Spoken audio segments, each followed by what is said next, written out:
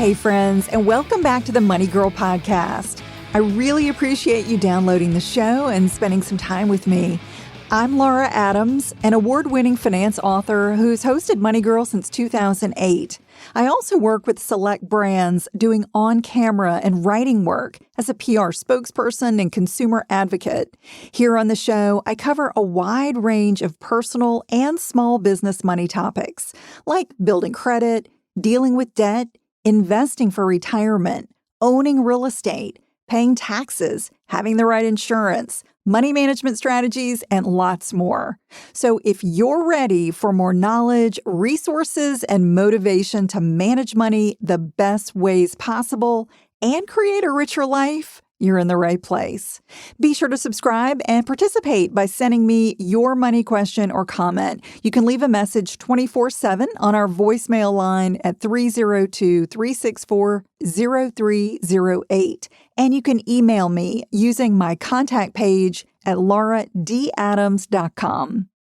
You probably know I'm a big financial literacy and independence champion. And March gives me a special opportunity to discuss various financial topics related to women because it's Women's History Month. The 2023 theme is Celebrating Women Who Tell Our Stories. This month, I'm going to bring you several interviews with diverse women who are working for a more equitable world and sharing their financial expertise. While sound financial advice doesn't necessarily change based on your gender, women typically face a few more challenges than men. In a nutshell, women live longer and earn less. Plus, they're more likely to take time away from their careers to care for family members. That translates into working harder and saving more for a secure financial future. So today's show is about empowering and encouraging women to take charge of their finances.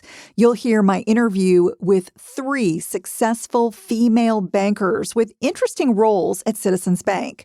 I'm joined by Maggie Wall. She's the Executive Vice President and Head of Diverse Growth. That means she sets the diversity and inclusion strategy for Citizens Wealth Management business, creating equal access to services for diverse communities. I also speak with Larisha Lumpkins. She's the Senior Vice President and Senior Strategy Manager. And our third guest is Christy Ollinger. She's a VP and an organizational development consultant who also co-hosts the Opposite of Small Talk podcast.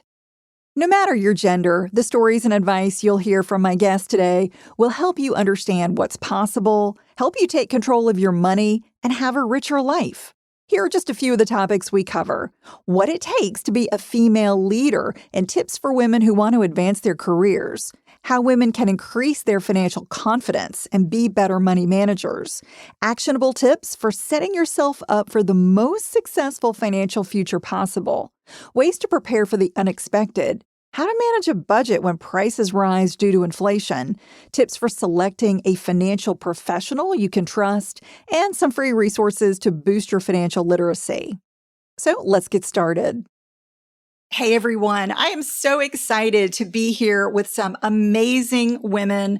We're going to be talking about women and money and why it's so critical to take control of your finances. I've actually got a panel of women, and this is the first time that I've ever done that on the podcast, so I'm super excited. I'd love everybody to just briefly give us a quick introduction, tell us your name and what you do, and we'll start with Maggie. Hi, everyone. I'm Maggie Wall. I am head of diverse growth segments at Citizens Bank, and my primary objective is to create the best environment and opportunity for all as it relates to wealth. Thank you. My name is Larisha Lumpkins. I am a Senior Strategy Manager for Sales Strategy and Development at Citizens Bank as well. And my role is to really kind of take the strategy across core banking and bring it to life for our colleagues and customers to make sure we're delivering on our objectives.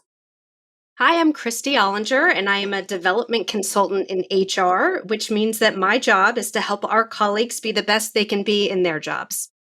What advice do you have for women who are wanting to make the most out of their careers. I have a lot of people in the podcast who are just starting out, some that are mid-career, some that are approaching retirement. But a common question I get is, how do I really make the most out of my career? Our finances all start with income. That's, the foundation for everything. So how do we be good in our jobs and eventually, if it's something we want to do, become a leader in our organization, whether we're working for somebody else or maybe even creating our own business?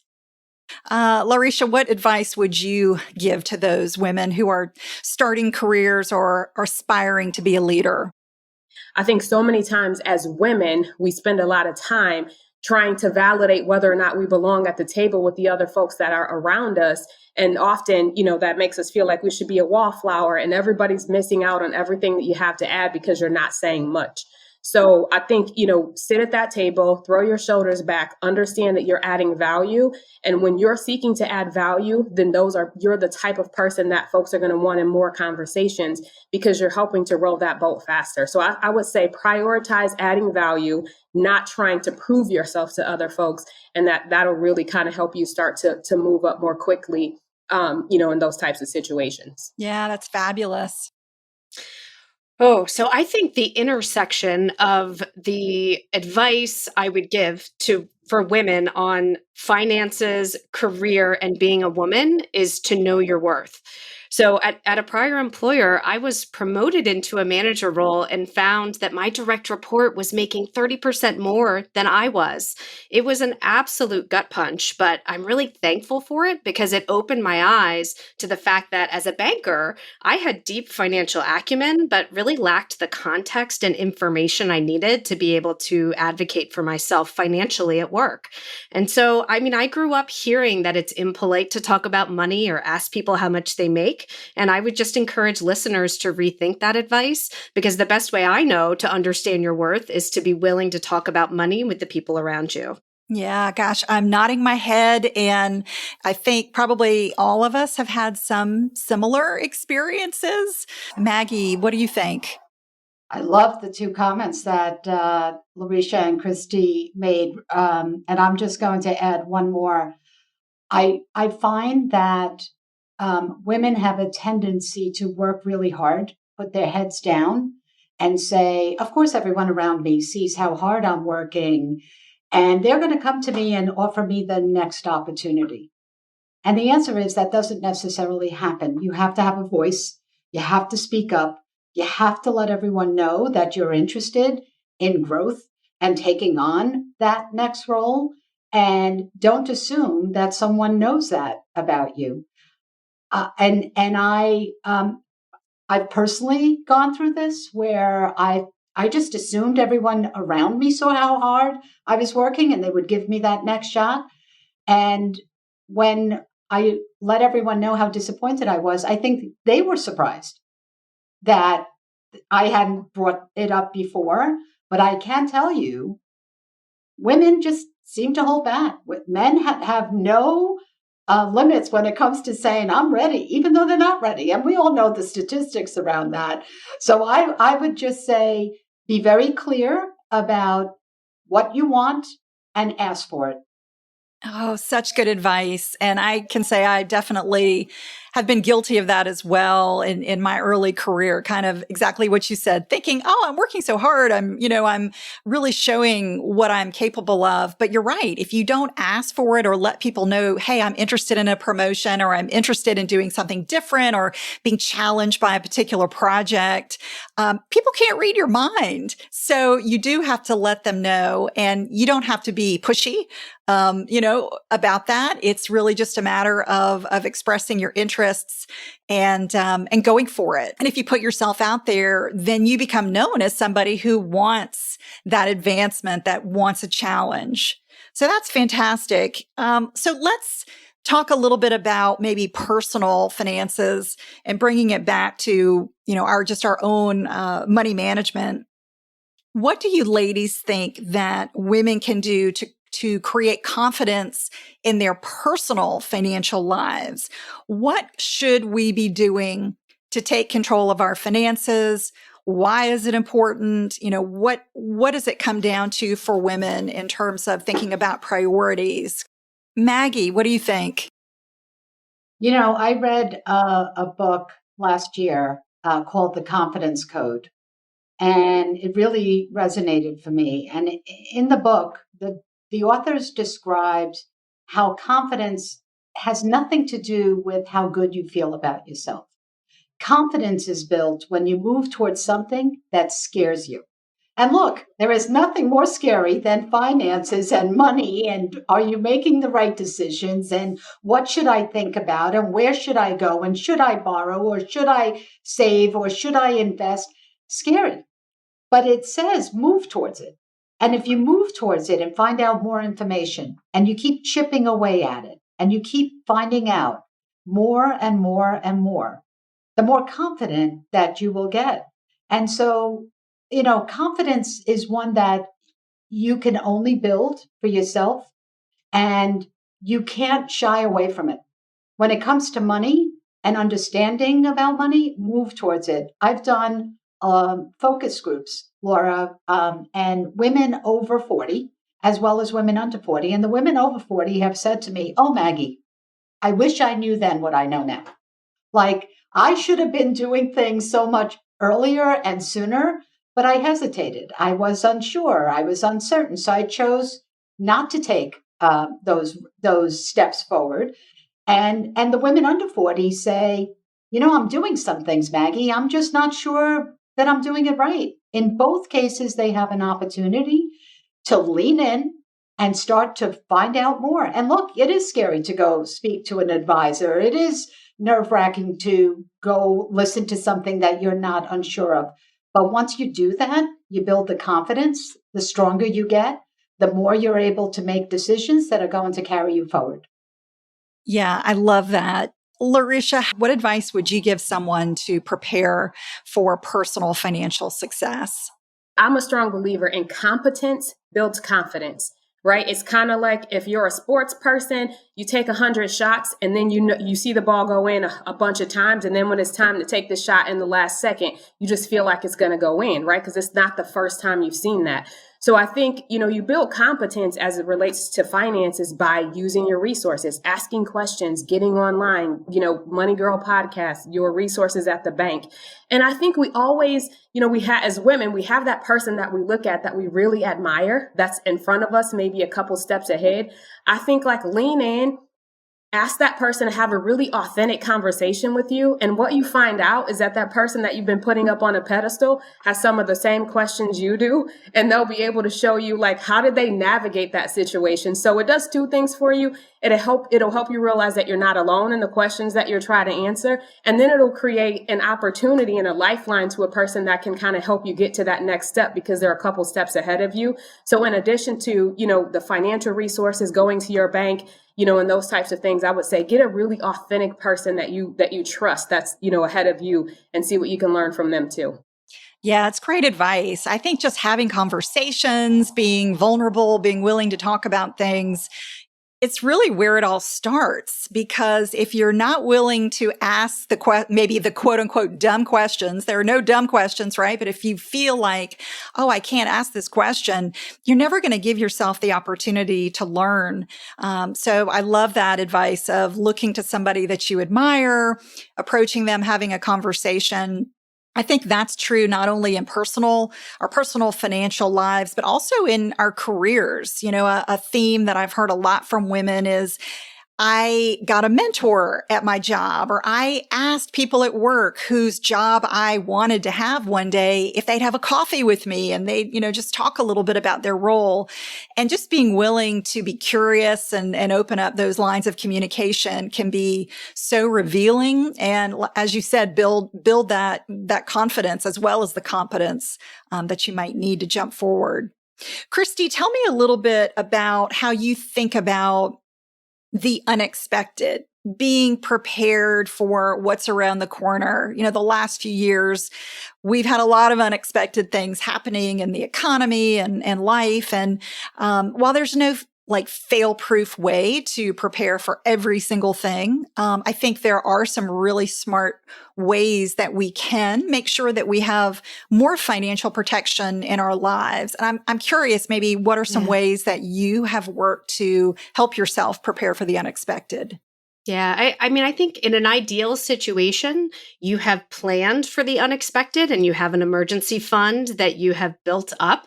And I know, Laura, you've talked about emergency funds on the podcast before, but life isn't always the ideal situation. And so for that reason, you need to have available credit and a strong credit score. So have a couple of personal credit cards available with available credit and manage them well. This way, if the unexpected financial expense is bigger than that emergency fund that you've started, you can access the funding from the credit card and pay it off over time without impacting your credit. So let these financial tools help you. Yeah. And I get a lot of questions from people about, well, how many credit cards should I have? And, what's the right thing for me? And, there's no real black and white rule about the number of credit cards you should have. I always tell people, have the number of cards that you can manage responsibly. If you're managing them all responsibly, hopefully paying off balances in full or planning out big purchases and having a goal for when you're going to pay it off. Those can, as you said, they are very powerful financial tools. When we get in trouble is when we're abusing them, we're only making minimum payments and we're letting balances accrue. That's obviously not how we want to manage credit cards, but they absolutely can protect you from the unexpected. And I would say, Laura, they can help you build your emergency fund, cashback credit cards, right? You go. make your credit cards work for you. That's right. The purchases that you're making every day, you're going to be making those expenses anyway, groceries, gas, all of those things. If you've got the right rewards credit card, and this is what I do, I put all of my expenses on rewards credit cards because I love to build those rewards and I really love to use them wisely. Whether you do cash back, whether you use points, there's various ways to manage them. They really do make the cost of whatever you're buying a little less expensive because you're getting that cash back or that reward. So that is great to think about.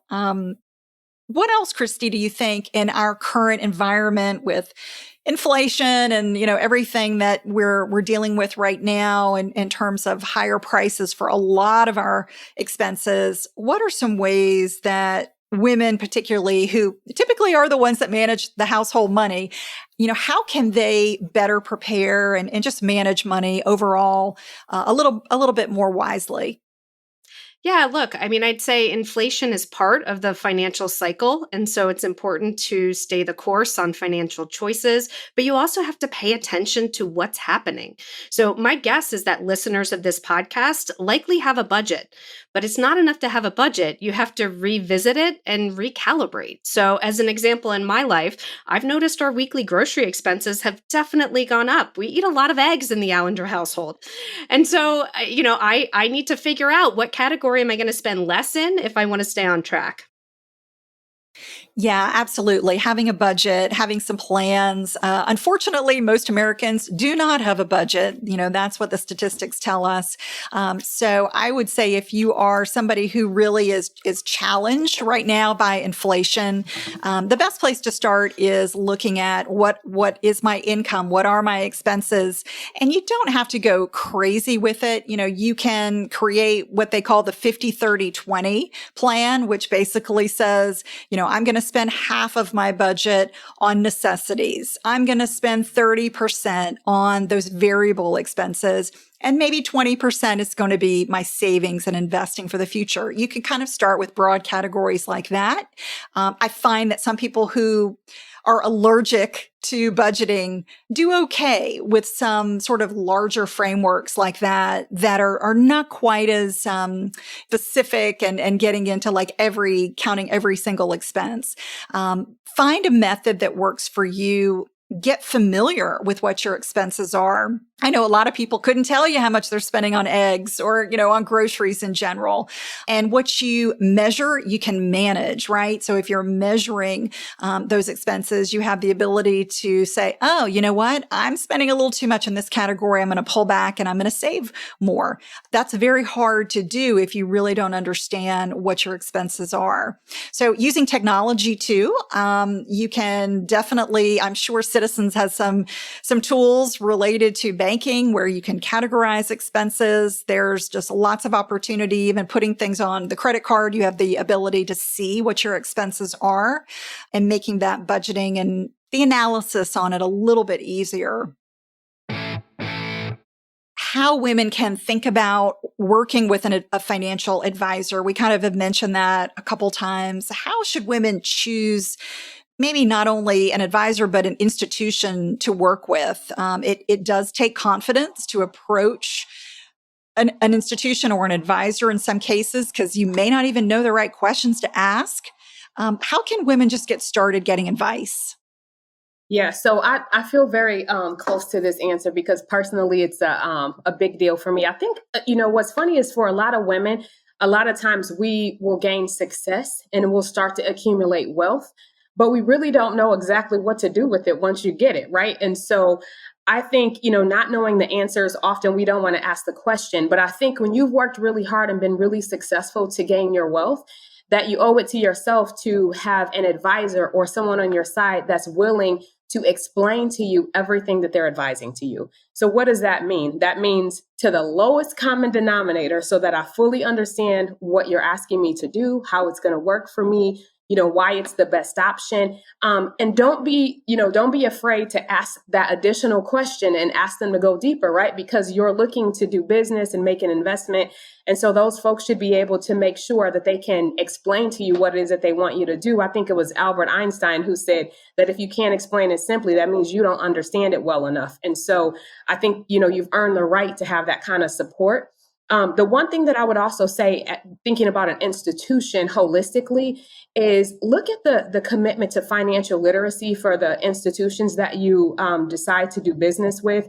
And that means financial literacy on all levels. So I think it's important, what does the bank really invest in? What do they do to make sure that the constituents that they serve broadly are more financially literate and educated and knowing what to do? And so that'll signal to you that they understand the importance of that. And you're probably going to interact with folks in that organization that value that and put that into the work they do every day. So that would be a couple of things that I would share that I think, would really be helpful. And as far as thinking about starting out in your career, should somebody begin getting financial help right away? Is this something they should wait a little bit to do? I get that question often. It's kind of like, how do I know when I need help? When's the right time to ask for help? What do you think, Larisha? And my daughter is 23. She has her first job. She's an investigative reporter. And, one of the things that I talked to her about was, start investing in your 401k. And she's looking at me like I have two heads, like that's like 50 years from now, Mom. Like, what are you talking about? But they had someone actually come into their job to talk to them about investments and how you want to build on your future. And all of a sudden, here she is 23 and it crystallized for her. I should do that now. And, of course, I'm thinking, I think I told you that before, but, whether you get it from me or someone else, as long as you get it, it works. But so I think, as soon as you start to earn an income, that's when you should ask for help, right? Because you have time on your side and over time it grows, right? And so I think, as soon as you start to really have an income, you should start to seek help so that you feel like you have a plan that's going to help, even if it's little by little.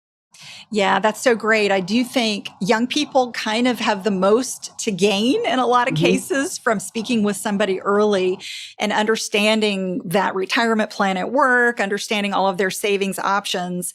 I know when I started working, in my 20s, I did not understand the 401k. I did not understand that it was portable, that I could take it with me if I left work. And that one misunderstanding about that account kept me from participating for a couple of years.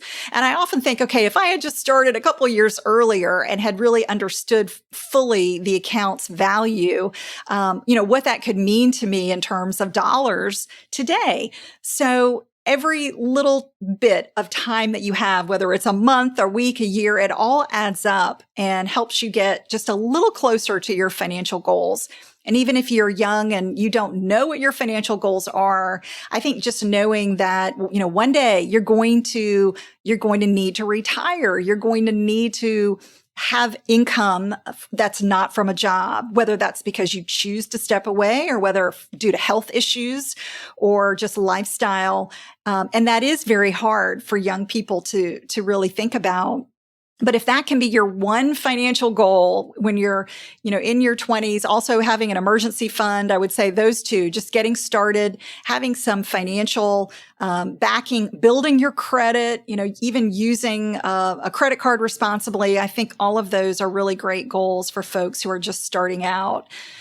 Maggie, one thing that I think women struggle with sometimes is how to prepare for success. They may have goals that they're thinking about, but how do they truly prepare to reach those goals? It's one thing to have a dream, but it's another to actually do the work day in and day out to get there. Any advice for women who have some pretty, aggressive financial goals they want to reach?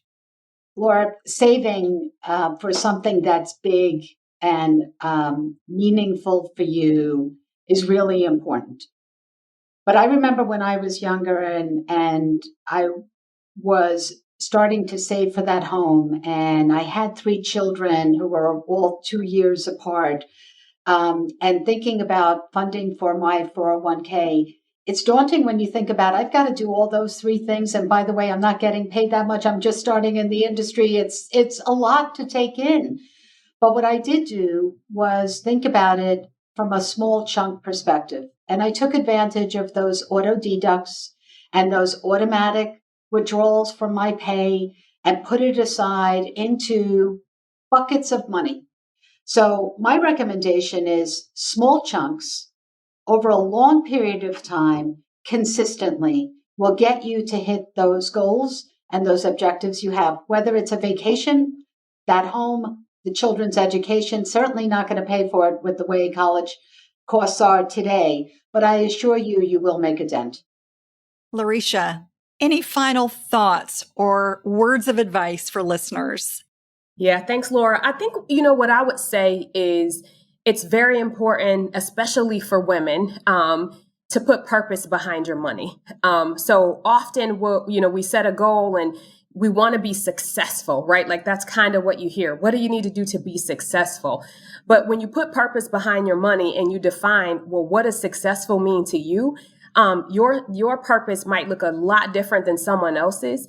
And then even in those times when you might think about rethinking your plan or it might get a little bit tough to do, because you're so committed to that purpose that you put in front of what you're trying to save for or solve for or do with your money, it kind of keeps you going and you are able to celebrate those milestones and really getting to those ultimate goals that you put in front of yourself that are important to you. So I would say, put purpose behind your money, and then that'll help you to really be disciplined. I love that. We all need a little motivation to stick to whatever we're saving for or trying to reach. And you're right. If you can remember what it is you want in the first place, that's hopefully going to give you a little kick in the pants to keep going. As we wrap up, I would love to know if there are any final thoughts or takeaways that you think our listeners should have. Christy, what are your thoughts here? Yeah, so I would say I have one takeaway and one thought. If you liked this podcast episode, you probably will like the resources that are available on citizensbank.com because we curate a library of inspiring articles, financial tips, career advice that really help you navigate any of life's moments. So citizensbank.com, check it out. My closing thought, though, is that whether you know it or not, there is this mental model that most of us carry related to gender and money, with men as breadwinners and financial heads of household, and women as caretakers of the people in that household. One of the most important ways to change our mental models is to replace them with new ones. That's why I'm proud to be a female banker. That's why I'm excited about this episode and showcasing such strong financial leaders with deep expertise. And that's why I want to thank you, Laura, not just for the time here today for this conversation, but for what you do, because every episode you release really serves as this reinforcement of the connection between female and financial expertise. And that's a very powerful and important message to be sending. Thank you so much. I appreciate those kind words. And I appreciate you, Maggie, Larisha, joining me today. This has been a great conversation. And I can't thank you enough for the advice you've shared. Thanks again to Maggie, Larisha, and Christy for joining me today. Before we go, I want to remind you to follow Money Girl on Apple Podcasts, Spotify, or wherever you listen to podcasts so you automatically get each new weekly episode. That's all for now. I'll talk to you next week. Until then, here's to living a richer life. Money Girl is a quick and dirty tips podcast. It's audio engineered by Steve Rickyberg with editing by Adam Cecil. Our podcast and advertising operations specialist is Morgan Christensen. Our digital operations specialist is Holly Hutchins. Our marketing and publicity assistant is Davina Tomlin. And our intern is Cameron Lacey.